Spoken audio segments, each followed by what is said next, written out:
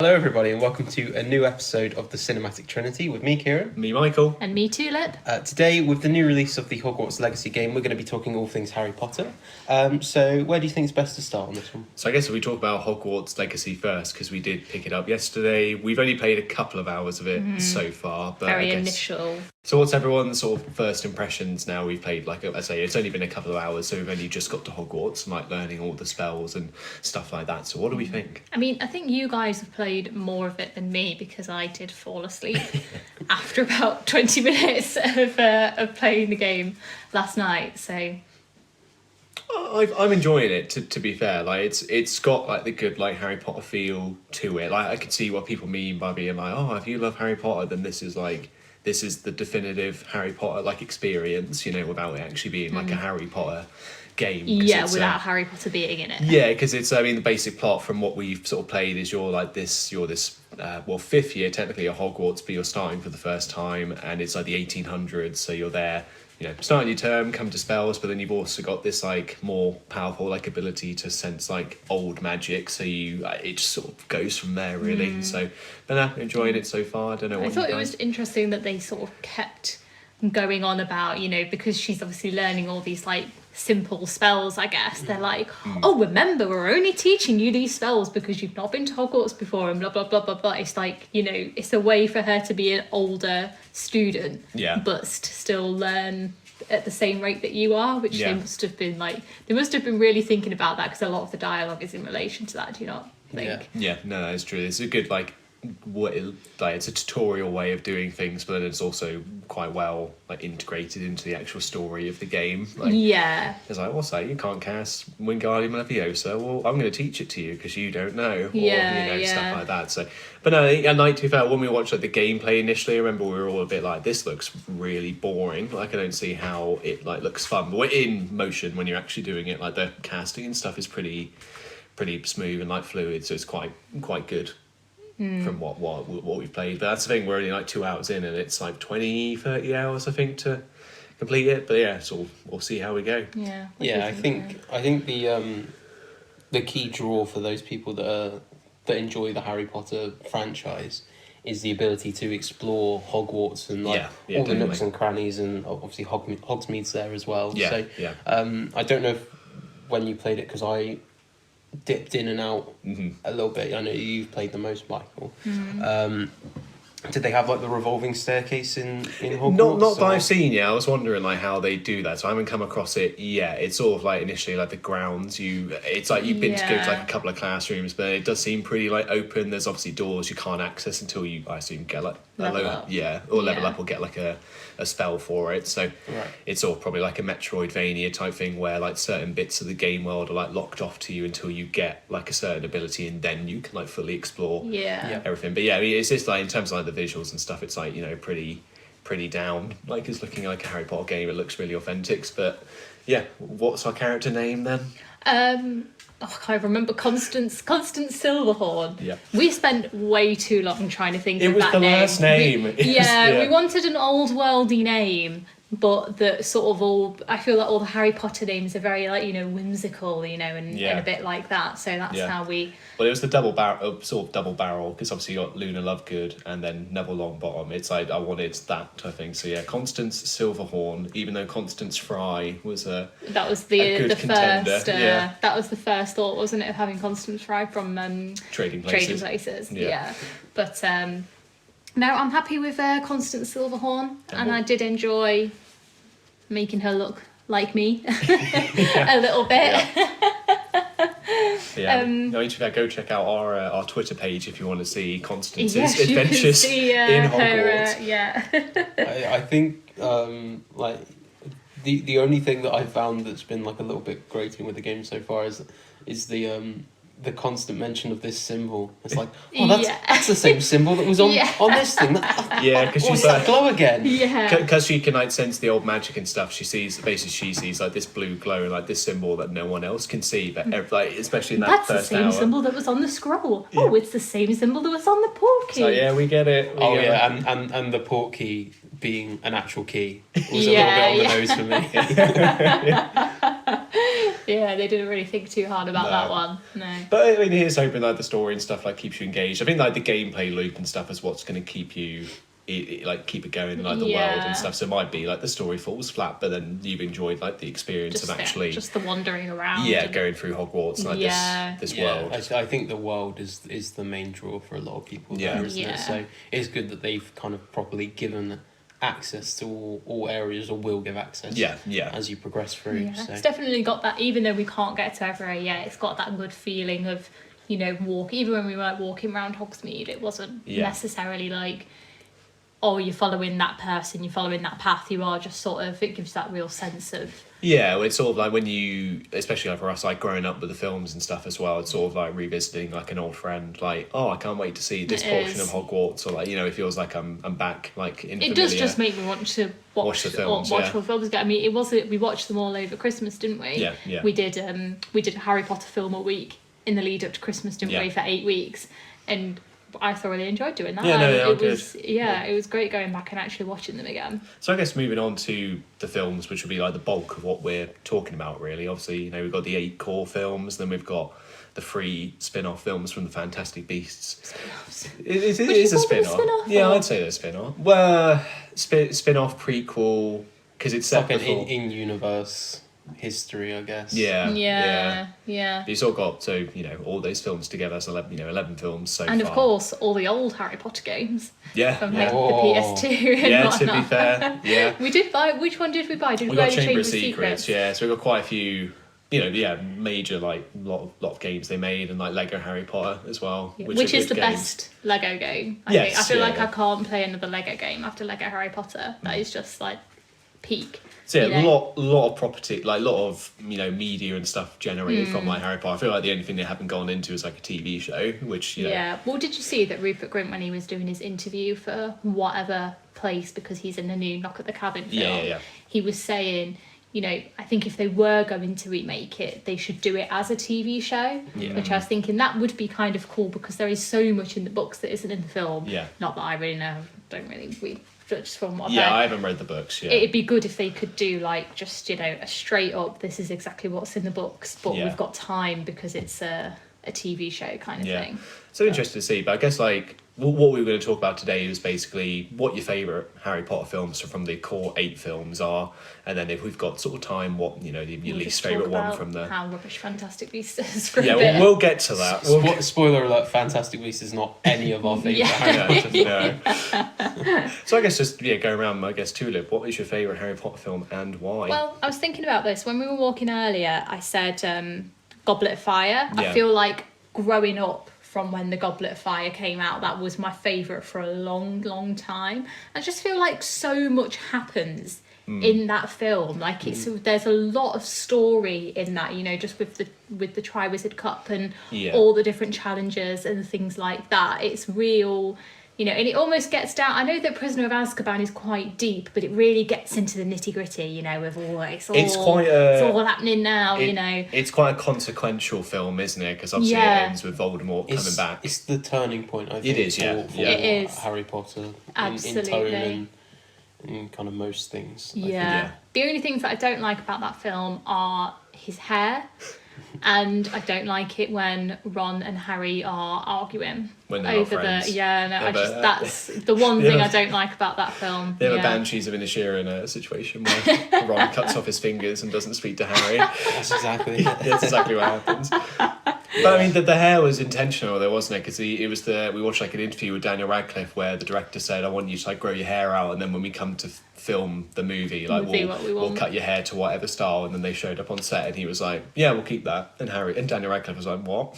No, please." But it's awful. I hate the hair. Yeah, it's very compared to like the other films, it's very like not fit. It's like the odd one out, like how consistent Harry looks. Really but I guess it works in a way because it's that part of your teenage years where you're just like, I don't really care about anything. I don't really care, It's sort of that he's going through that phase, but it's like the blissful ignorance, isn't it? And then obviously it ends with Cedric Diggory or Robert Pattinson getting killed. They kill Robert Pattinson. Yeah, they kill actual real life actor. It's incredible. He's a very good method actor. He actually died for that role. Yeah. But yeah, and I love that whole scene, and I think it's brilliant. No, I get what you mean. I mean, the core thing about the Triwizard Cup as well leads to quite a few good set piece stuff with every event, the dragon stuff and the mermaids in the lake, and then finally the big hedge maze where they meet Voldemort. It has a few good checkpoints or whatever. The maze always used to really freak me out. I mean, it is pretty freaky, I think. Yeah. With everything, but no, yeah, I just think as I say, that's when I was growing up, that was always my favourite. So it will always be I always used to love watching the Goblet of Fire whenever it was on or whatnot. No, that's just stuck with me. Yeah. How about you? I guess mine be Prisoner of Azkaban, so quite close to Goblet of Fire. Is it Prisoner of Azkaban just because we watched that man's video? We did watch that, how good it is. Yeah, we watched a critique of it because he did basically point out that it is, in terms of a filmmaking standpoint, the best made Harry Potter film because it's Alfonso Cuarón, I think, who made it. So whereas all the other films, completely this different. Out of left field director and his visual style as well in that film, you could if you watch it and look at some of the shots in it, you can be none of the other films really have this. When they do the thing where they will go inside the mirror and then it comes out again and it's the shot sort of continues and going through the clock, going through the window. He loves his going through glass. Yeah, that's his thing. I think my favourite sequence from that film was when they get into the Shrieking Shack. Yeah. And there's that big confrontation. That is brilliant. That's just a really incredible that film. I think just quite, and obviously it introduces the Dementors and stuff, and I think growing up that was my most rewatched film because I really liked the Dementor scenes, and then obviously it's got the werewolf in it as well, so I feel from a creature standpoint, because when I grew up I loved mythical monsters and stuff, so I feel this is really cool, I really want to understand what's happening here. And I mean they are pretty, that first scene with the Dementor on the train is brilliant, it is brilliant and sets them up so well and stuff, and then obviously they keep cropping up throughout the film as sort of the big bad, because there isn't really there's no Voldemort. Well, it's the only film that doesn't, where Voldemort isn't the overarching theme, and I feel that's maybe why I didn't like it as much. Prisoner of Azkaban, I can appreciate it a lot more now, because obviously I didn't care about the directing, when I was younger, but now I can appreciate it a lot more. But I always found The Prisoner of Azkaban was a film, and then the film happens again, because obviously they go back in time. It always just felt like it should end, and I was always oh god, there's still another hour of film left, after they've been to the Shrieking Shack and all that happens. I think it's the most unique Harry Potter. A lot of them kind of follow a similar kind of motion, whereas this one it does have a very unique aspect to it, which I think is why it is so enjoyable to watch. I think the other films are very much Voldemort's got this plan going on, we need to stop it, and that's what the films kind of are. But then the third one is sort of it's all, the central hook is Sirius Black wants to kill Harry, and what the mystery is of who Sirius Black is, and then you find out obviously he's a good guy, and then it sort of sets up for Goblet of Fire, Peter Pettigrew and stuff, is because he gets away, and that's the reason Voldemort comes back, is because Peter Pettigrew comes into it. So sort of it's set up for his return basically. But no, I really like him. I say, has a few very good set pieces and stuff, and the Expecto Patronum scene's good. Oh yeah, and it brings Gary Oldman into it pretty well, doesn't it? As Sirius Black, he's just amazing. Yeah, I think. And I think a good segue for that, for Gary Oldman being Sirius Black, will be the point to get into my favourite one, which apparently is a controversial pick, of The Order of the Phoenix. Well, I feel everybody... I can't remember if it's The Order of the Phoenix or it's The Half-Blood Prince that everybody says is the worst one, but I feel it is The Order of the Phoenix. I'm with you, I really like that I had one. the conception that... Order of the Phoenix was bad, and I feel because I've watched it a few times, because I think that was again growing up I didn't watch that one as much, so I kind of thought that's not very memorable, that's not very good, but then watching it is it is good, it's a good film, because I really love Sirius's character, and that one really, you get the most from his character, and you see the way that now that he's out of Azkaban, and he's finally actually wanting to be the godfather to Harry and care for him, and all that stuff, and the stuff with Umbridge as well. Is all really good, and I love her little tune that plays the I love that little thing. And obviously when Fred and George come in and save the day kind of thing. Yeah, that is good. It's all like I don't know if it's like a B plot, but like that. Yeah, like the Umbridge segment of the film is like really good with like all the rules and stuff and how she's sort of like this dictator in brilliant. Hogwarts. And I just think she's just so perfectly cast. Like Imelda Staunton, she's just hands down just the best like villain ever. It's just that villain you love to hate, isn't it? And that's just Umbridge to like I think it's probably got the most quotable line from the Harry Potter films for me as well. It's like when Dumbledore's in his office and what was it? You thought I would come quietly? Yeah. And then just like fucking high fives a phoenix and gets out of there. High five. Yeah, but no, I do really like that one. To be fair, I always liked that one. I think for that one, it's a bit of like I guess like critiquing it why people might not like it. I guess like in terms of like this core. You kind of got the Umbridge thing as like one of the main things that happens, but I guess like what Voldemort's plan is kind of like not as clearly said because it's the prophecy, isn't it? Fact that it's I never understood until recently. I feel like or maybe I still don't understand what I mean, as it's your favourite film, Kieran, do you know what the deal is with the prophecy? Like what actually is the prophecy? What's the point? Why is he obsessed with it? I think the prophecy it might be isn't it where only like one can't live while the other survives basically, so is it the one that tells everybody that Harry's a Horcrux? I think that's the consensus of it. Obviously there's some stupid bits in it, like where Ginny does a reducto and destroys the entire room. I think that's a bit stupid, but I'm not a big fan of Harry and Cho's romance in the film. It's all very like tacked on, isn't it? I think there's like it's not a perfect film by any means, but I think it's my most enjoyable one because of the cast. Like you see a bit more Luna as well, who I really enjoy. And as I say, Sirius Black. So I think it's just kind of my most enjoyable one for me. And you get Harry where he's where he uses the Cruciatus curse. So it's like, holy, whoa, very proper, what's going on there?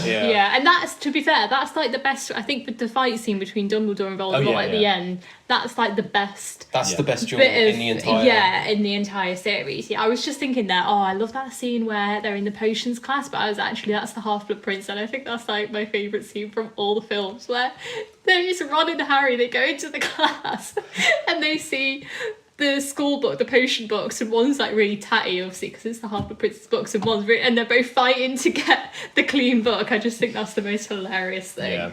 That film's really good just for like humour, like that's quite a funny fit and just like banter and stuff. I like the segment in Half-Blood Prince where he drinks like the luck potion and it's him like speaking to Professor, is it Slughorn? When it's just like he's just like really when Daniel Radcliffe's just really like chipper, isn't he, and like really positive because he just has a feeling that stuff's gonna go his way. That's really it is good.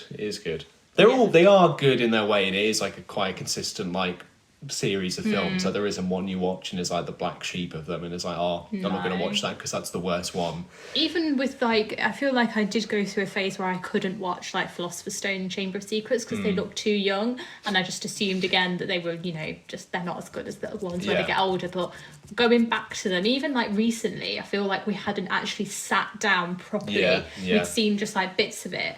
And that was really good to go back to. Like, I really enjoyed, especially Chamber of Secrets. Chamber of Secrets is a bit of a weird one because I feel like that is one of the longest films, and I feel like when you watch it, some bits just like could have not been in the film, or like it don't know. Every time it feels like a bit of a slog because it's all like, can we just get to the Chamber of Secrets now, please? Because that's like obviously the best bit of like the film, but it's just I don't know. I feel like when we watched it recently, you were saying, "Oh, this is really long," but I was like, "Oh no, that didn't feel." Long at all. Whereas when I watched Prisoner of Azkaban, I was like, "Oh, this is feeling a bit long." And it's just a difference of opinion. I think. I mean, what I was thinking about, I was thinking, when you think, "Oh, I'd love to watch that again," like without no like nostalgia like blinding you to thinking something's good. Would you actually want to watch the Harry Potters again for the first time, having not read the books, anything? Do you think you'd enjoy it as much, or do you think actually it's all nostalgia? I think that could be true, to be fair, because I remember when we were talking about like Deathly Hallows Part 1 and 2, I just put like the trailer for it back on, because I remember like from growing up like that, trailer where it sort of advertised part 1 and part 2 felt, it was sort of like, you know, like the Avengers Endgame situation. It was like this, like the hype was real, and you're like, oh my god, I can't wait to see it, like, you know, concluded. Like that trailer was like part 1 coming in, you know, this month, and then like a couple of months later it was part 2. So it's like, oh my god, like, you know, it's the thrilling conclusion to the Harry Potter saga. So but yeah, I guess so. Yeah, because especially the earlier ones, I don't remember when I watched them for the first time. You know, obviously I do with some of the latest, mainly sort of part 1 and part 2. I definitely remember going to see them. Yeah, I think I went to the cinema to watch like from Half-Blood Prince onwards, because all the other ones would have been like DVD or like VHS. So I feel like for like cinema experience, I would have liked to watch like all of them in cinema. So like it was like. What do you think, Harry? Yeah, I mean, I think it would. It would have definitely been nice to watch them in cinema. I think that, like, you know, the cinema experience is something that you can't really recreate in a home setting. It does kind of add an extra layer to movies. Would I want to watch them all again for the first time? I think it does have a lot of nostalgia value. Yeah. I feel like I would enjoy them, but perhaps not as much if I was watching them for the first time be now. Like obsessed. I think it's like, I would want to watch them again, but then I'd also want to be like 9-10 years old again, like, you know, and like feel like the, you know, get the like the emotions, like whimsy out of it, like rather than watching them for the first time as an adult. Yeah.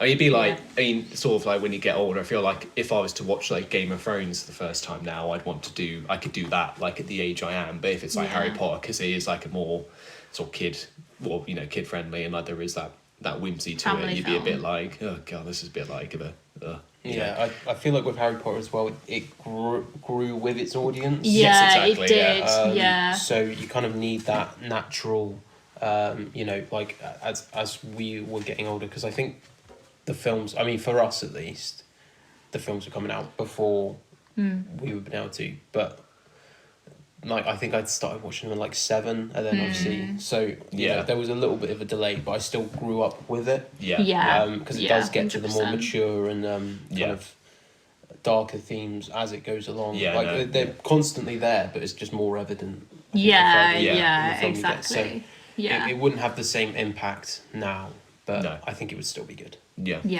go then. So that was the best of Harry Potter.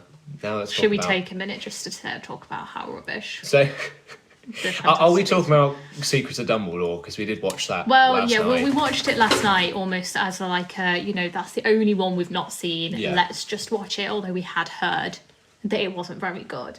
And it was just awful. Like it was just I think you guys got the same opinion, but it was just, I mean, half an hour through it was just like, does anybody actually know what's going on? Like, what is the story here? Like, what's going on? It's such a nothing plot. I think the thing with the story is they say that as long as no one knows what's going on, neither will Grindelwald, and I feel like no one knew what was going on, including the people who were watching it. Exactly. And when you get to that point, and you know, when it's not like a, you know, like a, I think I brought it up last week, but not like an Ocean's situation where they do all the reveals at the end, but that's kind of the point of the movie. This just kind of fell flat towards the end. I just think it's such a shame. Like, I don't know why. If they wanted to make a film about Fantastic Beasts and Where to Find Them, fair enough, do it as a standalone. You know, like Rogue One, like Star Wars Rogue One, do it as a standalone thing. And then, if you want to talk about Dumbledore, do The Secrets of Dumbledore as films. But they've really missed a trick for not focusing, because they've then just had to wedge in, how is Eddie Redmayne going to fit into this? That is the thing, because like you watch the first Fantastic Beasts film, and everything up until like the last like half an hour is really like a really good self-contained film. But then they have to be like, oh, now there's this Grindelwald guy, and he's going to be in the next films, and he's, you know, he was in love with Dumbledore, and we need to like, you know, we're going to do that in the next film, so stay tuned. And Eddie Redmayne's going to be back, so it's just. Yeah, I feel like they could have very much done like Fantastic Beasts and Where to Find Them as a separate series. Whatever, Dumbledore and all that stuff, Secrets. Dumbledore and Friends. Dumbledore and Friends. They could have done that as something else. And, you know, because like the actual looking out for magical beasts and, you know, like the stuff in the first film. The first film is 100% the best one. I still don't think it's perfect, but it's still the best out of those three. And it's because, you know, you got what you asked for with it. Whereas the other ones, when you start bringing in Dumbledore and Grindelwald and it's like the wizarding lore, which is fine, you know. Yeah, that's fine. We want to hear the story, but separate. It doesn't need to be Fantastic Beasts. Well, it's also like tell the story, but also don't tell it over 6 movies, because that was like, I remember when the first one got announced, it was like, oh, it's going to be part of like a 6-film series. It's like, God, I just don't like. Are they still doing that though, or is it? Well, I feel like because Secrets of Dumbledore didn't do so well, and I feel like it has been tainted a bit by like controversy, because obviously Johnny Depp got outed. Yeah, for they have Mads had Mikkelsen, a bit of bad luck and with the casting. You know, obviously Ezra Miller, Johnny Depp, and there's not been a lot of almost, even though like all the other characters are the same, because Grindelwald is such a key character. He's pretty much changed in every film, just because wasn't he wearing a mask in the he changed. It was Colin Farrell. He was Colin Farrell, but he did. But he really was Johnny Depp. Depp. So Johnny Depp. And then it was Johnny Depp, and then it was, you know, he changes so much. It's almost like I've got no relation to this character whatsoever. Yeah, so it's just, it has kind of been, it's sort of fatigue of like, I can't really be asked to sit through like a 6-film series if you're not gonna like, you know, just crack out on like 2 or 3 films, like, because that, you know, Secrets of Dumbledore didn't really end on like, where's this gonna go from here then? It feel like that was sort of the end, but then that would have been the most disappointing end of like a trilogy of films ever, like, you know, if that was meant to be the last film. So, but yeah, it just didn't really work. I just don't think they kind of need to either do one more film and that ties it all together, or just make the next 3 films like good, you know. So I don't know. Yeah, what a film. A waste of time. Yeah, Complete and utter waste I'm of glad time. we saw it, because it's sort of like, you know, it is one of those films you heard about last year, which was meant to be one of the worst films. Yeah, you don't want to be that year. person that's like, oh, that film's rubbish, that film's, and having never watched it. It's just because everybody else, like, we needed to watch it so that we could legitimately say, yeah, it's rubbish. But yeah, don't watch it, it's rubbish for anybody out there. No, stick to the first 8 Harry Potter films, and then just maybe read the Fantastic Beasts like book, because that's just like, it's just a collection of like I did have creatures, it at one point. Yeah, I had it too, because it's just like it's like a field guide like of all these creatures, so it's not like an actual what the film. You're just saying field guide because that's what it's called in Hogwarts but Legacy. It's accurate though, that's what it is. So yeah, stick to the films, you know. It's an encyclopedia. Yeah, that's it. Yeah. Okay. Yeah, but yeah, that's our thoughts and opinions on Harry Potter. I think we'll leave it there because we don't want it to be another 45-minute long episode, although I feel like we could talk about it all day. We could probably spend another half an hour just doing like quotes. I feel like that's all we've done when we've been watching Secrets of Dumbledore, and we've just been doing quotes from the films, which is, you know, my favourite pastime. But yeah, I think we'll leave it there. Thanks everybody for listening. I've been Tulip. I've been Michael. I've been Kieran.